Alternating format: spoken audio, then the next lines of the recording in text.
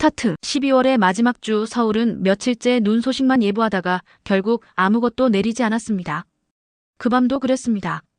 하늘은 무겁게 낮게 내려앉아 있었지만 창문 너머로는 아무것도 쏟아지지 않았습니다. 그냥 차갑기만 했습니다. 저는 거실 소파 위에 앉아 있었습니다. 무릎 위에는 이번 주 납품해야 할 샘플 카탈로그가 펼쳐져 있었고 안경 너머로 작은 글씨들을 들여다보다 보니 눈이 뻑뻑해져 있었습니다. 그때였습니다. 여보. 낮고 익숙한 목소리가 들렸습니다. 재영이 어느 틈엔가 제 곁에 앉아 있었습니다. 그가 제 어깨를 감싸 안았습니다. 따뜻했습니다. 그 손이, 그 무게가. 20년을 함께한 사람의 체온은 참 이상한 것입니다. 낯설지도 않고 그렇다고 완전히 당연하지도 않은 그 경계 어딘가에 자리하는 온기. 일 그만하고 자자. 재영이 카탈로그를 살며시 내 손에서 가져다 테이블 위에 올려놓았습니다. 그리고 제 어깨를 당겨 자신의 품 안으로 끌어들였습니다. 저는 잠깐 저항하려다 그냥 몸을 맡겼습니다. 마감이 남아 있었지만 그 순간만큼은 그게 중요하지 않았습니다. 당신밖에 없어. 그가 제 귀 가까이에 속삭였습니다. 저는 눈을 감았습니다. 그의 입술이 제 이마에 닿았습니다. 가볍게, 그러나 오래. 저는 그 온기를 느끼며 조용히 숨을 내쉬었습니다. 20년이라는 시간이 이런 순간들로 쌓여 있다고 믿었습니다. 이런 밤들이, 이런 체온들이 결혼이라는 것의 본질이라고. 결혼이 20년이 되면 달라진다는 말을 들었습니다. 열정보다 안정, 설렘보다 편안함, 뜨거움보다 따뜻함. 그것이 나쁜 것이 아니라는 걸 저는 알았습니다. 오히려 좋았습니다. 재영과 함께 있는 시간이 소파처럼 편안했습니다. 가장 오래 쓴 물건이 가장 몸에 맞는 것처럼. 그가 제 턱을 살며시 들어올렸습니다. 그리고 입을 맞추었습니다. 짧지 않은 키스였습니다. 저는 그의 재킷 소매를 가볍게 쥐었습니다. 그것이 마지막이었습니다. 그 밤의 온기가, 그 입술의 감촉이, 그 당신밖에 없어라는 말이 제 인생에서 그를 온전히 믿었던 마지막 순간이었다는 것을 저는 한참이 지나서야 알았습니다. 72시간의 침묵. 재영은 출장이 잦은 사람이었습니다. 건설 일이라는 게 원래 그렇습니다. 현장이 지방에 있으면 며칠씩 자리를 비우기도 하고 계약 협상이 있는 날은 밤늦게야 돌아오기도 합니다. 저는 20년을 그렇게 살았습니다. 빈 침대에도 익숙해졌고 혼자 먹는 저녁에도 익숙해졌습니다. 그러니 재영이 충남 출장을 간다고 했을 때 저는 별다른 생각이 없었습니다. 이번엔 좀 길어질 것 같아. 사흘에서 나흘. 알겠어요. 밥은 잘 챙겨요. 그게 전부였습니다. 첫날은 괜찮았습니다. 카카오톡으로 짧은 메시지가 왔습니다. 잘 도착했어. 당신도 저녁 먹어. 저는 이모티콘 하나를 보냈습니다. 둘째 날부터 연락이 줄었습니다. 바쁜가 보다 싶었습니다. 현장 일이 잘 안 풀리는 날엔 전화 한 통 받기도 어렵다는 걸 알고 있었으니까요. 그런데 72시간이 지났습니다. 사흘 동안 전화를 받지 않았습니다. 문자에 답장이 없었습니다. 카카오톡은 읽음 표시조차 뜨지 않았습니다. 저는 처음엔 스스로를 달랬습니다. 통화권 바뀔 수도 있다고. 현장이 워낙 외진 곳이라 신호가 안 잡힐 수도 있다고. 그러나 사흘이라는 시간은 생각보다 깁니다. 아무리 바빠도 아무리 신호가 없어도 72시간이면 단 한 번은 연락이 닿아야 합니다. 저는 재영의 회사 대표 번호로 전화를 걸었습니다. 안녕하세요. 이재영 상무님 충남 출장 중이신 거 맞죠? 잠깐의 정적이 있었습니다. 저희 이 상무님은 이번 주 출장 일정이 없으신데요. 수화기 너머의 목소리는 조심스러웠습니다. 아마 제가 누구인지 직감했을 것입니다. 저는 천천히 전화를 끊었습니다. 심장이 이상하게 뛰었습니다. 빠르게도 아니고 그냥 무겁게. 마치 뭔가를 예감하면서도 그 예감을 끝까지 부정하고 싶을 때처럼. 사흘 전까지만 해도 저는 평범한 아내였습니다. 마감을 앞두고 카탈로그를 들여다보는 인테리어 사무소 대표. 남편이 야근을 한다고 하면 저녁을 냉장고에 넣어두고 먼저 자면 그만인 여자. 의심 같은 건 없었습니다. 아니, 정확히 말하면 의심할 이유가 없었습니다. 재영은 늘 그 자리에 있었고 늘 돌아왔고 늘 제 이름을 불렀으니까요. 그런데 72시간이 지나자 모든 것이 흔들리기 시작했습니다. 저는 소파에 앉아 지난 몇 달을 거슬러 올라갔습니다. 재영이 달라진 게 있었던가? 생각해보니 있었습니다. 아주 작은 것들이었습니다. 퇴근 후 샤워를 유독 오래 하는 날이 늘었다는 것. 주말에 핸드폰을 엎어두는 버릇이 생겼다는 것. 예전엔 제가 옆에 앉아 TV를 보면 자연스럽게 어깨를 당겨오던 사람인데 언젠가부터 그 동작이 줄었다는 것. 그것들이 그냥 나이 탓이라고 생각했습니다. 50 넘은 남자가 원래 좀 무뚝뚝해진다고. 직장 스트레스가 많아서 그렇다고. 얼마나 편리한 해석이었는지. 저는 거실을 걸었습니다. 부엌을 걸었습니다. 창밖을 바라봤습니다. 그리고 결국 남편의 서재 문 앞에 멈춰 섰습니다.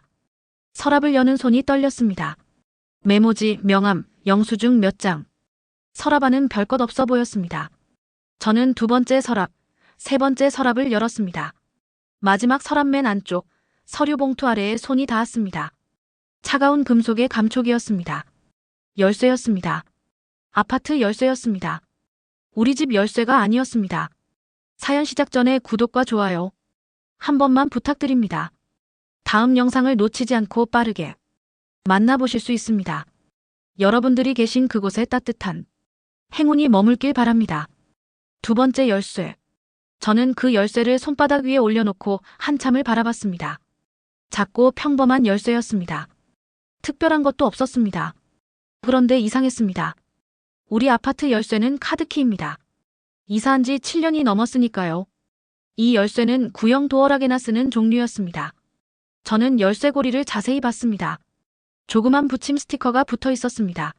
손글씨로 적힌 두 자리 숫자 5, 0, 3. 방호수였습니다. 저는 그것을 서랍 위에 올려놓고 서재를 나왔습니다. 소파에 앉았습니다. 일어섰습니다. 다시 주방으로 갔습니다. 물 한 잔을 따랐다가 마시지 않고 싱크대에 내려놨습니다. 생각이 정리되지 않았습니다. 이 열쇠가 의미하는 것이 제가 생각하는 그것이 아닐 수도 있다. 회사 창고 열쇠일 수도 있다. 오래된 친구 집 열쇠를 맡아둔 것일 수도 있다. 얼마든지 다른 이유가 있을 수 있다. 그러나 저는 알고 있었습니다. 그런 열쇠라면 굳이 코트 안감 깊숙이 숨겨두지 않았을 것입니다. 그날 밤 저는 잠을 자지 못했습니다. 뒤척이다 새벽 2시에 일어나 노트북을 열었습니다.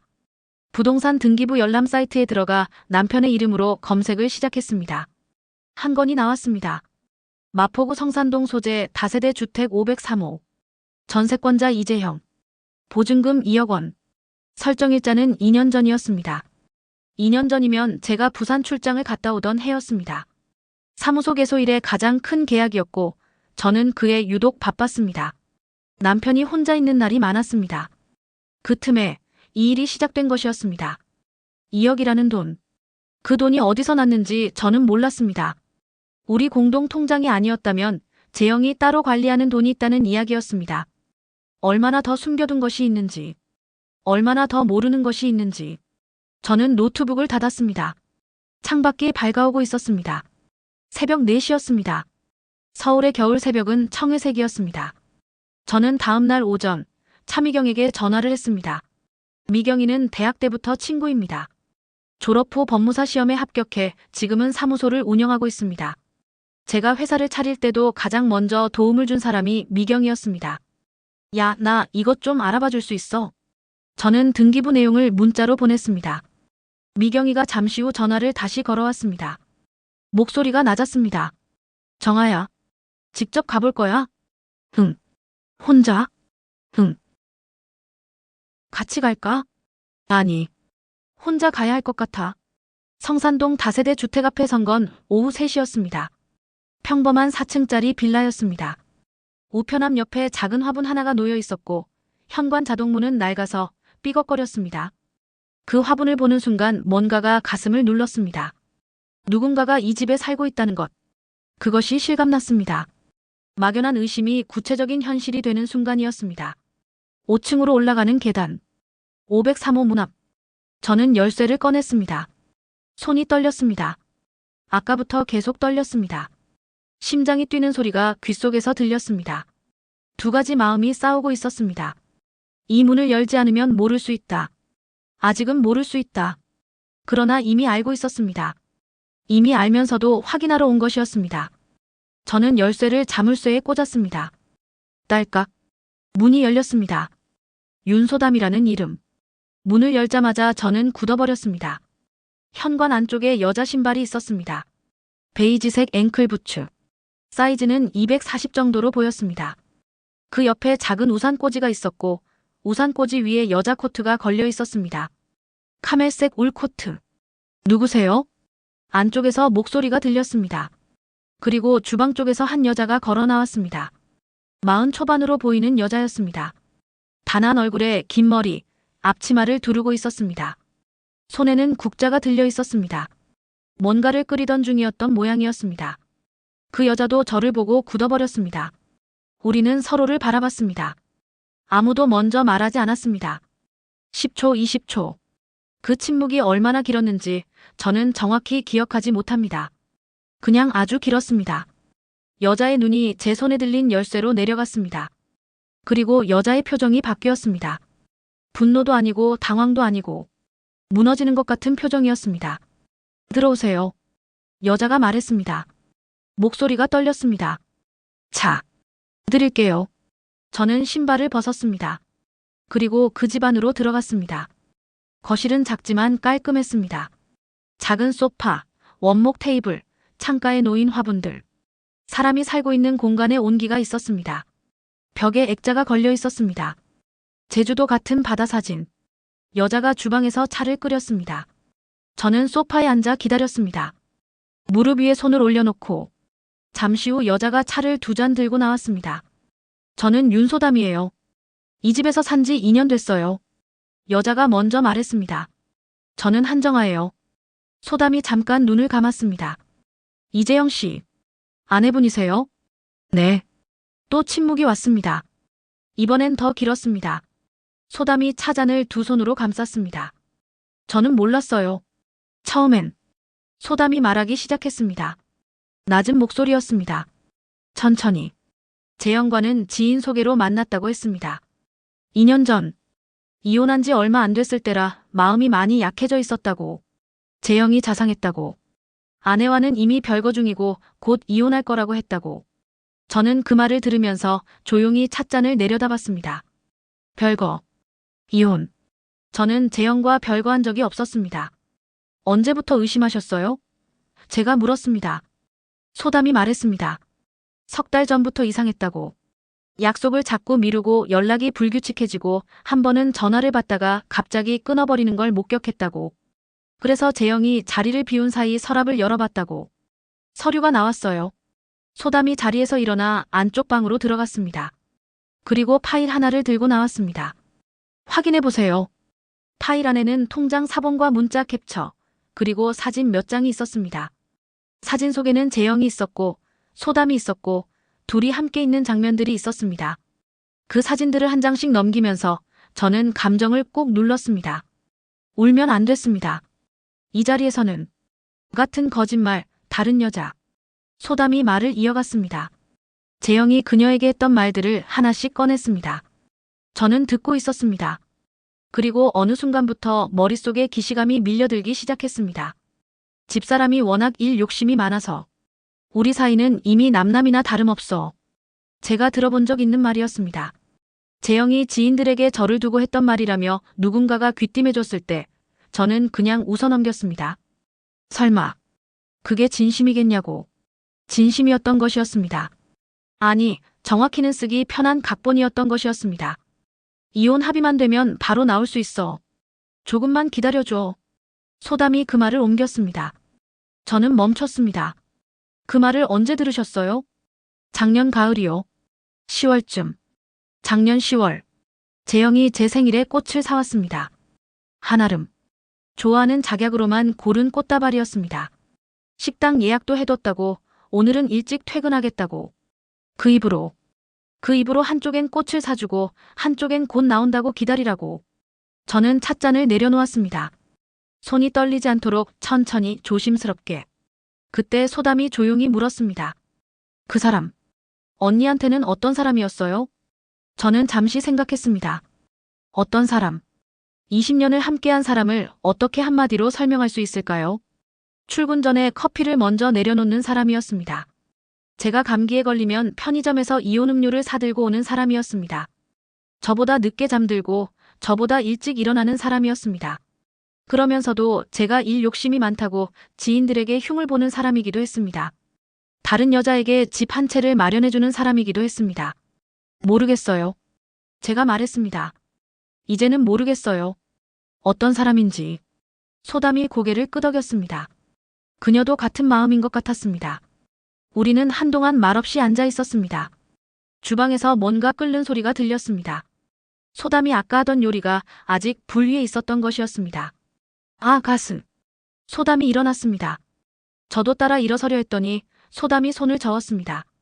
괜찮아요. 앉아 계세요. 소담이 주방으로 들어가 불을 껐습니다. 그리고 잠시 후 작은 그릇 2개를 들고 나왔습니다. 감자 수프였습니다. 드세요. 어차피 만들어 놓은 거예요. 저는 그 수프를 받아들었습니다. 이상한 기분이었습니다. 남편이 만들어준 여자의 집에서 그 여자가 끓인 수프를 먹는 기분. 그런데 따뜻했습니다. 수프가. 그리고 그 상황이. 우리는 서로의 처지를 나눈 사람들이었습니다. 같은 상처를 받은 사람들이었습니다. 그것이 묘한 방식으로 우리 사이의 거리를 좁혔습니다. 소담 씨.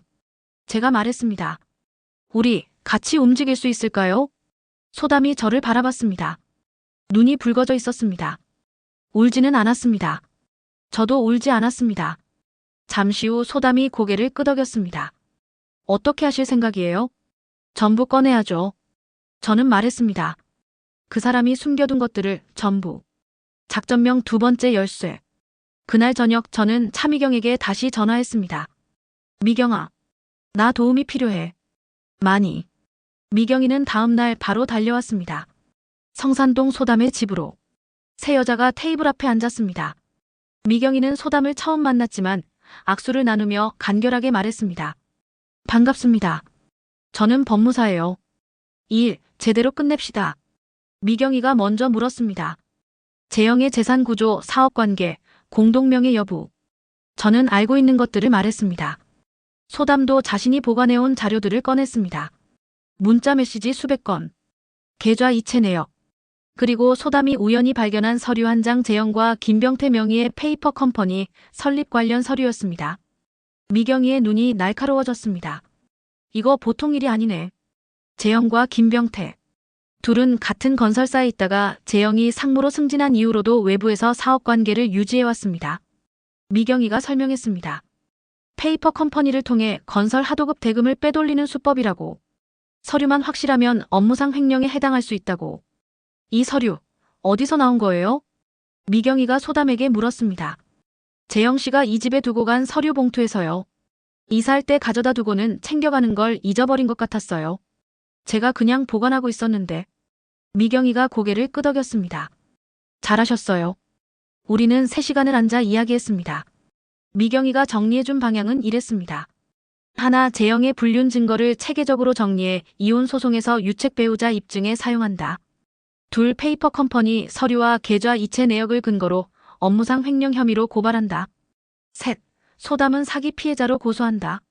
결혼 사실을 숨기고 동거관계를 유지한 것은 혼인빙자 성격의 기망행위에 해당한다고. 3가지를 동시에 한꺼번에 해야 해요. 그래야 재영 씨가 어디 한 군데도 빠져나갈 구멍이 없어요. 미경이가 말했습니다. 저는 소담을 바라봤습니다. 소담이 말했습니다. 할게요. 그 이후 2주일이 흘렀습니다. 재영은 돌아왔습니다. 아무 일도 없었다는 듯 돌아와서 충남 출장이 길어졌다고 말했습니다. 현장에 문제가 생겼고 연락이 안 된 건 신호 문제였다고. 저는 고개를 끄덕였습니다. 수고했어요. 그 말만 하고 부엌으로 들어가 밥을 차렸습니다. 재영은 제가 모든 것을 알고 있다는 사실을 전혀 눈치채지 못했습니다. 저는 그 2주일 동안 완벽한 아내를 연기했습니다. 밥을 차리고 빨래를 개고 그가 좋아하는 된장찌개를 끓였습니다. 주말엔 그가 보고 싶다는 영화를 함께 봤습니다. 그의 팔짱을 끼웠고 그가 손을 잡으면 뿌리치지 않았습니다. 한 번은 재영이 제 머리카락을 쓸어 넘겨줬습니다. 예전에 자주 하던 행동이었습니다. 제가 소파에 기대책을 읽고 있으면 옆에 앉아서 아무 말 없이 그냥 머리를 쓸어줬습니다. 그 손이 좋았습니다. 한때는 그 손이 제 머리 위에 얹혔을 때 저는 계속 책을 읽었습니다. 표정이 흔들리지 않도록. 내 옆에 앉아있는 이 남자가 2주일 전까지 다른 여자의 집에 있었다는 것을 저는 알고 있었습니다. 그 여자가 끓여준 수프를 먹고 그 여자의 아파트 열쇠를 자기 코트에 넣고 다녔다는 것을. 그런데도 이 손은 여전히 제 머리 위에 있었습니다. 얼마나 뻔뻔한 손인가. 그러나 저는 그 손을 치우지 않았습니다. 아직 때가 아니었으니까요. 그 손이 낯설었는지. 저는 낯설었습니다. 그러나 그 낯설조차 눌렀습니다. 감정은 나중으로 미뤘습니다. 지금 제게 필요한 건 냉정이었습니다. 그동안 미경이는 서류를 준비했고 소담은 진술서를 작성했습니다. 저는 재영의 핸드폰을 그가 잠든 틈에 확인했습니다. 소담과 주고받은 문자들 삭제했다고 생각했겠지만 백업앱에 고스란히 남아 있었습니다. 저는 그것들을 캡처해 미경이에게 전송했습니다. 퍼즐이 맞춰지고 있었습니다. 재영은 아무것도 몰랐습니다. 어느 날 저녁 재영이 와인을 꺼냈습니다. 우리 오랜만에 한잔할까? 저는 잔을 받았습니다. 마주 앉았습니다. 와인 잔이 부딪혔습니다. 재영이 말했습니다. 요즘 당신 얼굴이 좀 피곤해 보여. 사무소 일이 많아. 그냥 마감 때문에요. 무리하지 마. 재영이 와인 잔을 기울이며 말했습니다. 걱정하는 척했습니다. 아니, 어쩌면 진짜 걱정했는지도 모릅니다. 그게 더 이상한 일이었습니다. 이 사람은 진심과 거짓을 동시에 가질 수 있는 사람이었습니다. 저는 천천히 와인을 마셨습니다. 그리고 속으로 날짜를 세웠습니다. 사흘 남았습니다. 동시에 전부. 디데이는 수요일 오전 10시였습니다. 미경이가 날짜를 정했습니다. 이유가 있었습니다. 재영과 김병태가 그날 오전 사업 미팅이 있다는 걸 소담이 이전에 들어 알고 있었습니다. 미팅 장소에 가 있는 상태에서 소식을 듣게 되면 더 당황하고 도망칠 여유가 줄어든다고 미경이가 설명했습니다. 저는 그날 아침 평소처럼 재영의 넥타이를 골라줬습니다. 네이비 스트라이프. 재영이 중요한 미팅 때 즐겨 매는 넥타이였습니다. 중요한 미팅이 있다고 했죠? 오늘 점심 전에 끝날 것 같아. 잘 다녀와요. 재영이 나갔습니다. 현관문이 닫혔습니다. 저는 그 문을 바라보며 조용히 숨을 내쉬었습니다. 10시 정각이 되었습니다. 저는 재영에게 이혼 소송 서류가 접수됐다는 문자를 보냈습니다. 미경이는 같은 시각 재영과 김병태를 대상으로 한 업무상 횡령 고발장을 검찰에 접수했습니다. 소담은 관할 경찰서에 사기 피해 고소장을 냈습니다. 세 건이 동시에 접수됐습니다. 오전 10시 3분, 재영에게서 전화가 왔습니다. 저는 받지 않았습니다. 10시 5분, 다시 왔습니다. 받지 않았습니다. 10시 10분, 문자가 왔습니다. 정아야, 이게 무슨 일이야, 전화 받아. 저는 핸드폰을 테이블 위에 엎어놓았습니다. 그리고 커피 한 잔을 내렸습니다. 미경이에게서 문자가 왔습니다. 접수 완료. 이제 기다리면 돼. 소담에게서도 문자가 왔습니다. 저도 됐어요. 고마워요, 언니. 저는 그 문자를 읽고 잠깐 눈을 감았습니다. 언니. 소담이 언제부터 저를 그렇게 불렀는지 모르겠습니다. 자연스럽게 그렇게 됐습니다. 같은 상처를 나눈 사람에게는 굳이 관계를 설명할 필요가 없었습니다. 그냥 알게 됐습니다. 서로가 서로에게 무엇인지. 그날 오후 재영은 미팅 도중 자리를 박차고 나왔다는 소식을 미경이가 전해줬습니다. 김병태도 연락이 두절됐다고. 재영이 변호사에게 연락을 취하고 있다고. 예상한 수순이었습니다. 그러나 이미 늦었습니다. 두 여자의 새 열쇠. 재판은 석 달이 걸렸습니다. 이혼 소송에서 재영은 유책 배우자로 판정됐습니다. 재산 분할에서 저는 공동재산의 60%를 가져왔고 위자료도 받았습니다. 업무상 횡령 사건은 검찰이 기소했고 재영과 김병태는 집행유예를 선고받았습니다. 소담의 사기 고소는 합의로 마무리됐습니다. 소담이 원한 건 돈이 아니었습니다. 인정이었습니다. 그리고 그것을 받아냈습니다. 재영은 회사에서 나왔습니다. 상무자리도 그 깔끔한 명함도 전부. 판결 확정 통보를 받은 날 저녁이었습니다. 저는 소담에게 문자를 보냈습니다. 오늘 시간 돼요? 네, 언니. 어디로 갈까요? 저는 소담이 처음으로 저를 집 안으로 들인 그날 먹었던 차를 생각했습니다. 그리고 와인이 떠올랐습니다.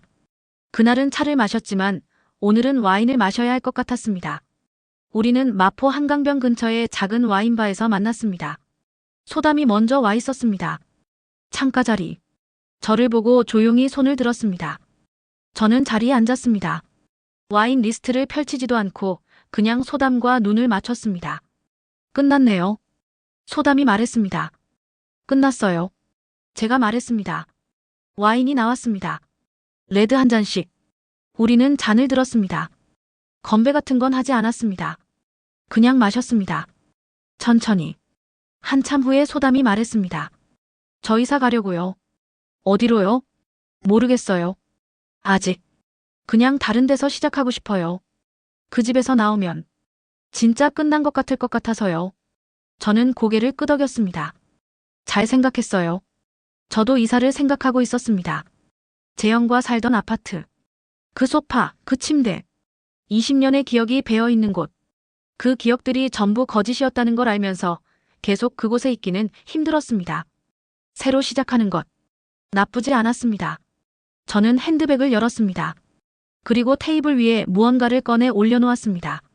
성산동 503호 열쇠였습니다. 소담이 그것을 바라봤습니다. 이건 소담 씨가 갖고 있어야 할 것 같아서요. 아니면 버리든지. 소담이 열쇠를 집어들었습니다. 한참 바라보다가 작게 웃었습니다. 버릴게요. 그리고 핸드백 속에 넣었습니다. 나중에 이사하는 날 우리는 한동안 아무 말 없이 앉아 있었습니다. 창밖으로 한강이 보였습니다. 밤의 강물은 검고 조용했습니다. 물결도 거의 없었습니다. 소담이 말했습니다. 언니는 이제 어떻게 할 거예요? 저는 생각했습니다. 사무소가 있었습니다. 일이 있었습니다. 사람들이 있었습니다. 미경이가 있고 고객들이 있고 제가 설계한 공간들이 있었습니다. 20년 전에도 저는 혼자 여러 가지를 해냈습니다. 재영이 오기 전에도 있는 동안에도 이제 없어진 후에도 저는 계속하고 있었습니다. 일하죠. 제가 말했습니다. 하던 일 계속하고 좋아하는 거 하고 그렇게요. 소담이 웃었습니다. 이번엔 제대로 웃었습니다. 눈가가 부드럽게 접히는 웃음이었습니다. 저도 그래야겠다. 우리는 두 번째 잔을 시켰습니다. 집으로 돌아오는 길이었습니다. 택시 안에서 저는 창밖을 봤습니다. 서울의 밤거리가 흘러갔습니다. 불빛들이, 사람들이, 가게들이. 12월의 그 밤이 떠올랐습니다. 재영이 제 어깨를 감싸던 밤. 이마에 입을 맞추던 밤. 당신밖에 없어라고 속삭이던 밤. 그때는 그게 진심이라고 믿었습니다. 지금은 압니다. 그것이 각본이었다는 것을. 연습된 다정함이었다는 것을. 그러나 이상하게도 그 밤의 온기는 아직 기억에 남아 있습니다. 그리고 저는 그 온기를 지우려고 하지 않기로 했습니다. 지울 필요가 없었습니다. 그것은 제가 느꼈던 감정이었으니까요. 그 감정은 진짜였습니다. 비록 상대가 가짜였더라도. 20년의 결혼이 끝났습니다. 그러나 저는 아직 여기 있습니다. 그로부터 한 달 후 저는 이사를 했습니다. 새 집은 회사에서 걸어서 15분 거리에 있는 작은 빌라였습니다. 방이 2개였고 창이 남향이었습니다. 처음 집을 보러 갔을 때 공인중개사가 말했습니다. 해가 잘 들어요. 겨울에도 따뜻합니다. 저는 그 말이 마음에 들었습니다. 이사하는 날 미경이가 왔습니다. 손에 화분을 들고. 여기 이사 선물. 작은 올리브 나무였습니다. 미경이답게 실용적인 선물이었습니다. 오래 키울 수 있고 잘 죽지도 않는다고 했습니다. 나처럼. 제가 물었더니 미경이가 웃었습니다. 그래. 너처럼. 소담에게서도 연락이 왔습니다. 이사 축하한다고. 그리고 짧게 덧붙였습니다. 저도 이사 날짜 잡았어요. 다음 달이요. 저는 잘 됐다고 답장을 보냈습니다. 새 집에 짐을 들이고 가구를 배치하고 주방을 정리하면서 저는 생각했습니다. 20년 동안 제가 꾸린 공간에 언제나 재영의 흔적이 있었습니다. 그의 책, 그의 코트, 그의 구두. 이 집에는 처음부터 그것이 없었습니다. 텅 빈 것이 이상할 줄 알았는데 이상하지 않았습니다. 오히려 홀가분했습니다. 창문을 열었습니다. 봄바람이 들어왔습니다. 아직 차가웠지만 봄 냄새가 났습니다. 흙 냄새, 풀 냄새, 그 뒤에 어딘가에서 커피 볶는 냄새. 저는 미경이가 두고 간 올리브 나무를 창가에 놓았습니다. 햇살이 들었습니다. 잎이 반짝이며 빛이 났습니다. 그해 봄 사무소에서 큰 계약을 따냈습니다. 강남 신축 복합 건물 로비 인테리어였습니다. 제가 직접 설계 방향을 잡고 직원들과 함께 5개월을 매달렸습니다. 시공 마무리 날 완성된 로비 한가운데 서서 저는 한참 바라봤습니다. 높은 천장, 자연광을 끌어들이는 커다란 창, 따뜻한 원목 소재와 서늘한 콘크리트의 균형. 제가 생각한 대로였습니다. 아니, 생각보다 더 좋았습니다. 직원 하나가 옆에 와서 섰습니다.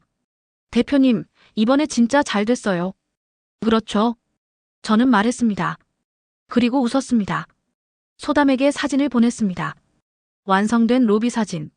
소담이 답장을 보내왔습니다. 와, 언니. 진짜 예뻐요. 나도 꽃집 인테리어 맡길게요. 그래요. 내가 공짜로 해줄게요. 공짜는 안 돼요. 꽃으로 드릴게요. 저는 그 문자를 읽으며 소파에 기대 웃었습니다. 꽃으로 받는 인테리어 비용이라니. 나쁘지 않았습니다. 어쩌면 그게 제가 이 일을 시작했을 때 꿈꾸던 것에 더 가까운지도 몰랐습니다. 돈 때문이 아니라 좋아서 하는 일. 그게 만들어내는 공간이 누군가의 일상 속에 자리 잡는 것. 저는 가끔 그 겨울밤을 생각합니다. 재영이 제 어깨를 감싸던 소파. 이마에 닿던 입술. 당신밖에 없어라는 말. 그 온기가 가짜였다는 걸 이제는 압니다. 그러나 그 온기를 느꼈던 제 마음은 가짜가 아니었습니다. 20년을 진심으로 살았습니다. 속은 것이지 틀린 것이 아니었습니다. 그것으로 충분하다고 이제는 생각합니다. 택시가 멈췄습니다. 새 집 앞이었습니다. 저는 요금을 내고 내렸습니다. 현관 앞에 서서 가방에서 열쇠를 꺼냈습니다. 제 이름으로 된 카드키. 이 집의 열쇠. 저는 그것을 손에 쥐고 잠깐 바라봤습니다. 두 번째 열쇠라는 말을 생각했습니다. 성산동 503호의 그 열쇠. 재영이 숨겨두었던 것. 소담이 버리겠다고 핸드백에 넣었던 것. 그것이 두 번째 열쇠라면 제 손 안에 이것은 뭐라고 불러야 할까요? 세 번째? 아니면 첫 번째? 저는 문을 열었습니다. 집 안으로 들어갔습니다. 불을 켰습니다. 창가에 올리브 나무가 있었습니다. 미경이가 가져다 준 나무. 지난 한 달 사이에 새 잎이 2개 났습니다. 작고 연한 연두색잎. 저는 핸드백을 소파에 내려놓고 부엌으로 걸어갔습니다. 커피 한 잔을 내릴 참이었습니다. 창밖의 서울 밤하늘은 맑았습니다. 별은 잘 보이지 않았지만 그냥 맑았습니다. 저는 커피 향이 퍼지는 부엌에 서서 오랫동안 어딘가를 바라봤습니다. 그리고 조용히 혼자 웃었습니다. 새로운 열쇠는 이미 제 손 안에 있었습니다. 처음부터 끝. 오늘 사연이 마음에 남으셨다면 구독과 좋아요 부탁드립니다. 곧 다른 이야기로 찾아뵙겠습니다. 감사합니다. 모두 복 많이 받으세요.